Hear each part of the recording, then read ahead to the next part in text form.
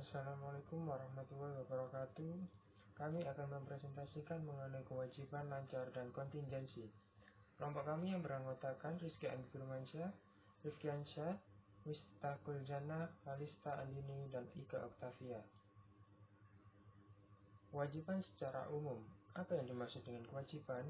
Kemungkinan pengorbanan masa depan atas manfaat ekonomi yang muncul dari kewajiban saat ini entitas tertentu untuk mentransfer aktiva atau menyediakan jasa kepada entitas lainnya di masa depan sebagai hasil dari transaksi atau kejadian masa lalu.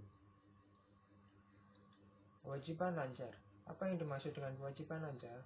Kewajiban lancar yang likuidasinya diperkirakan secara layak memerlukan penggunaan sumber daya yang akan diklasifikasikan sebagai aktiva lancar atau penciptaan kewajiban lancar lainnya. Kewajiban lancar.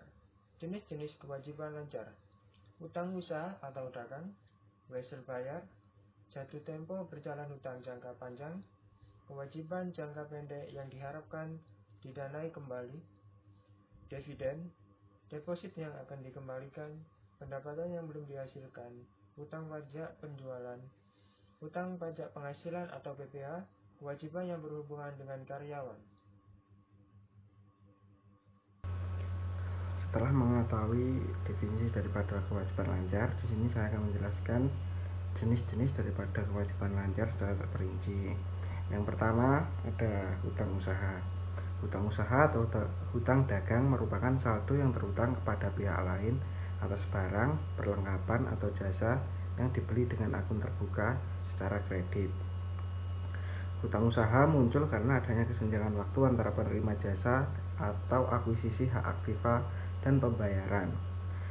Kemudian penilaian hutang usaha atau hutang dagang didasarkan pada jumlah yang tertera dalam faktur atau invoice. Kemudian dicatat atas dasar bruto atau neto. Periode pelunasan kredit ini biasanya ditemukan dalam persyaratan penjualan dan biasanya sekitar 30 sampai dengan 60 hari. Kemudian yang kedua ada wesel bayar. Wesel bayar adalah janji tertulis untuk membayar sejumlah uang tertentu pada suatu tanggal tertentu di masa depan dan dapat berasal dari pembiayaan atau transaksi lainnya. Di beberapa industri, wesel seringkali disebut sebagai wesel bayar dagang atau trade notes payable, diperlukan sebagai bagian dari transaksi pembelian dan penjualan sebagai pengganti pelunasan kredit yang normal atau kredit lisan. Wesel bayar kepada bank atau perusahaan peminjaman umumnya berasal dari pinjaman kas atau uang tunai. Wesel dapat diklasifikasikan sebagai jangka pendek atau jangka panjang tergantung pada tanggal jatuh tempo pembayaran. Selain itu, wesel terdiri dari dua jenis, yaitu wesel tanpa bunga dan wesel bayar berbunga. Untuk wesel bayar tanpa bunga, perbedaan antara present value wesel nilai perolehan dicatat sebagai diskonto dalam wesel bayar. Kemudian diskonto dialokasikan ke biaya bunga selama umur atau periode wesel bayar. Yang ketiga, jatuh tempo kewajiban atau utang jangka panjang. Utang jangka panjang yang akan jatuh tempo saat ini dapat diklasifikasikan sebagai kewajiban lancar jika akan 1. Ditarik atau dilunasi kembali aktiva yang terakumulasi untuk tujuan tersebut yang secara layak tidak ditunjuk sebagai aktiva lancar. 2. Didanai kembali atau dilunasi dan hasil penerbitan hutang baru atau dikonversi menjadi modal saham. Dalam situasi ini, penggunaan aktiva lancar atau penciptaan kewajiban lancar lainnya tidak terjadi. Oleh karena itu, pengklasifikasian sebagai kewajiban lancar merupakan hal yang tidak tepat. Rencana untuk melikuiditas hutang semacam itu harus diungkapkan baik dalam tanda kurung maupun dengan catatan atas laporan keuangan. Jika hanya sebagian dari hutang jangka panjang yang akan dibayarkan dalam 12 bulan depan, seperti halnya obligasi serial yang dilunasi menurut instalmen tahunan, perusahaan melaporkan bagian jatuh tempo dari hutang jangka panjang. Akan tetapi, kewajiban yang jatuh tempo karena permintaan dapat ditagih oleh kreditor atau akan jatuh tempo atas permintaan dalam jangka 1 tahun harus diklasifikasikan sebagai kewajiban lancar. Kewajiban ini seringkali dapat ditagih oleh kreditor apabila terdapat pelanggaran atas perjanjian hutang. Sebagai contoh, kebanyakan perjanjian hutang menyebutkan suatu tingkat ekuitas tertentu terhadap hutang yang harus dipertahankan, atau menyebutkan jumlah minimum modal kerja yang harus dipenuhi. Jika perjanjian ini dilanggar, maka pengklasifikasian hutang sebagai kewajiban lancar akan diperlukan karena merupakan perkiraan yang layak bahwa modal kerja yang ada akan digunakan untuk melunasi hutang. Hanya jika dapat ditunjukkan bahwa sangat mungkin pelanggaran tersebut akan diperbaiki dalam periode tenggang yang biasanya diberikan dalam perjanjian, baru hutang tersebut dapat diklasifikasikan sebagai kewajiban tidak lancar. Yang keempat, kewajiban jangka pendek yang diharapkan dapat didanai kembali. Kewajiban jangka pendek atau short term obligation adalah hutang yang dijadwalkan akan jatuh tempo dalam waktu 1 tahun setelah tanggal neraca perusahaan akan jatuh tempo dalam siklus operasi perusahaan. Profesi akuntan menetapkan kriteria otoritatif untuk menentukan situasi di mana kewajiban jangka pendek dapat secara layak dikeluarkan dari kewajiban lancar. Suatu perusahaan diharuskan untuk mengeluarkan kewajiban jangka pendek dari kewajiban lancar hanya jika kedua kondisi berikut ini dipenuhi. Yang pertama, perusahaan memiliki rencana untuk mendanai kembali kewajiban atas dasar jangka panjang. Yang kedua, perusahaan menunjukkan kemampuan untuk melaksanakan pendanaan kembali. Maksud pendanaan kembali adalah mendanai kembali kewajiban jangka pendek sehingga penggunaan modal kerja tidak akan diperlukan lagi selama tahun fiskal atau satu siklus operasi. Yang kelima, hutang dividen dan deposit yang dapat dikembalikan. Hutang dividen adalah jumlah yang terhutang oleh perusahaan kepada para pemegang sahamnya sebagai hasil dari otorisasi dewan direksi. Dividen tunai selalu dibayar dalam 1 tahun setelah pengumuman, maka hal itu diklasifikasikan sebagai kewajiban lancar. Dividen saham bukan termasuk dalam kewajiban sehingga tindakan formal dewan direksi mengotorisasi pembagian laba. Yang kemudian kewajiban lancar perusahaan mencakup deposito kas yang dapat dikembalikan, returnable cash deposit yang diterima dari pelanggan maupun karyawan. Perusahaan dapat menerima deposito dari pelanggan untuk menjamin pelaksanaan kontrak atau jasa sebagai jaminan untuk pembayaran kewajiban yang diharapkan di masa depan. Deposit yang dapat dikembalikan bisa bersifat kewajiban lancar maupun tidak lancar. Saya Miftahul Jannah. Saya akan melanjutkan materi tentang pendapatan yang belum dihasilkan.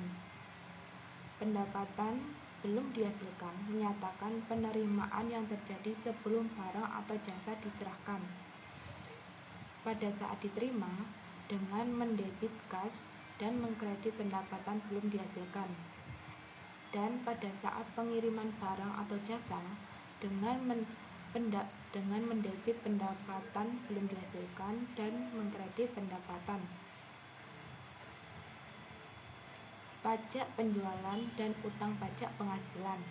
Utang pajak penjualan adalah terutang kepada agen pemerintah, mungkin diakui secara terpisah atau tidak pada saat penjualan.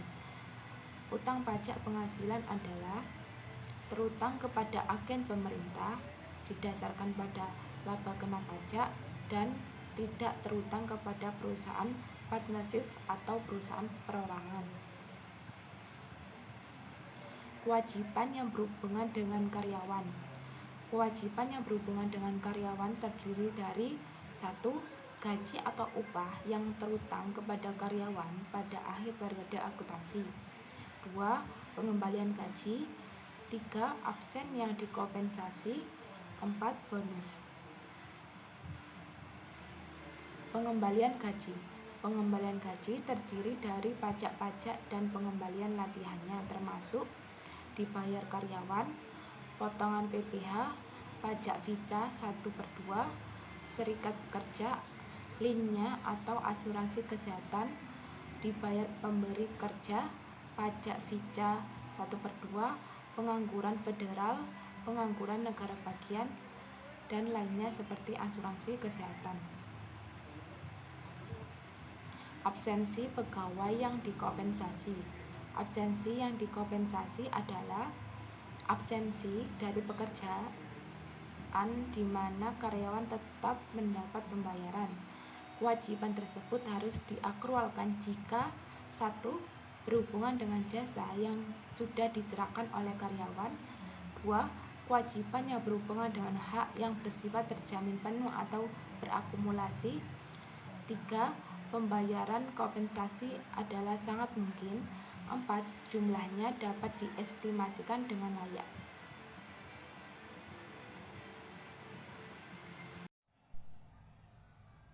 Nama saya Kalista Andini, selanjutnya perjanjian bonus. Bonus bisa diberikan kepada semua pejabat atau karyawan tertentu sebagai tambahan atas gaji atau upah reguler mereka, khususnya berhubungan dengan ukuran kinerja seperti laba bersih. Dalam kebanyakan kasus bersifat sebagai kewajiban lancar. Kontingensi adalah suatu kondisi, situasi, atau serangkaian keadaan yang ada dan melibatkan ketidakpastian mengenai keuntungan atau kerugian untuk perusahaan yang pada akhirnya akan diselesaikan apabila satu atau lebih kejadian di masa depan terjadi atau tidak terjadi. Keuntungan kontingensi, klaim atau hak untuk menerima aktiva yang keberadaannya tidak pasti tetapi pada akhirnya mungkin akan menjadi sah.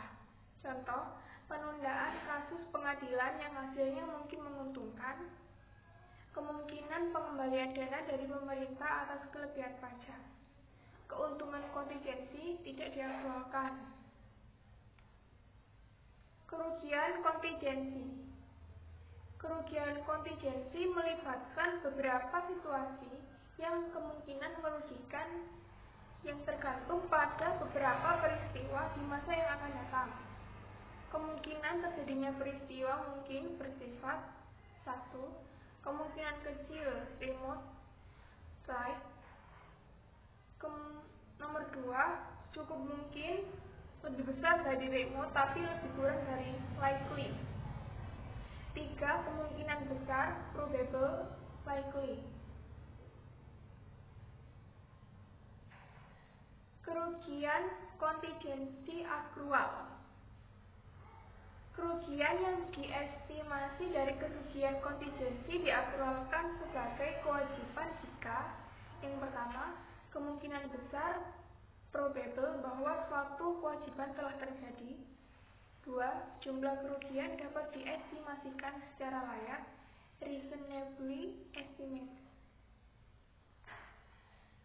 Assalamualaikum warahmatullahi wabarakatuh. Saya Ika Oktavia akan melanjutkan materi selanjutnya. Litigasi, klaim, dan pengenaan. Untuk mencatat apakah suatu kewajiban harus dicatat, lakukan evaluasi sebagai berikut. Yang pertama, periode waktu di mana penyebab tindakan yang mendasari terjadi.